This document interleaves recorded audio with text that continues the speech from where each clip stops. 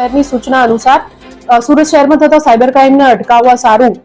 ગત વર્ષ 2024માં cyber crime cell દ્વારા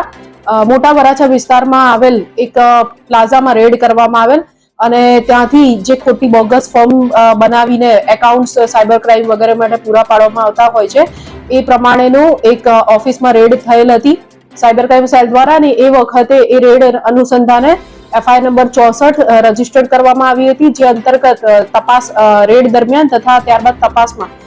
કુલ 7 ઈસમોની જે તે વખતે ધરપકડ કરવામાં આવી હતી સદર ગુનામાં જે મેઇન મુખ્ય આરોપીઓ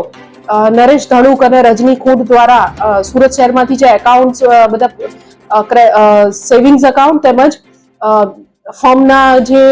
કરંટ એકાઉન્ટ્સ હોય છે એ જે પ્રોવાઈડ કરવામાં આવતા હતા એમાં તપાસ દરમિયાન નિલેશ નાયકનું નામ જણાઈ આવેલ હતું તપાસ દરમિયાન તેનું નામ ખુલેલ હતું સદર વ્યક્તિ જે છે એ નાસ્તો ફરતો હતો સુરત સાયબર ક્રાઇમ સેલ દ્વારા તપાસ હાથ ધરીને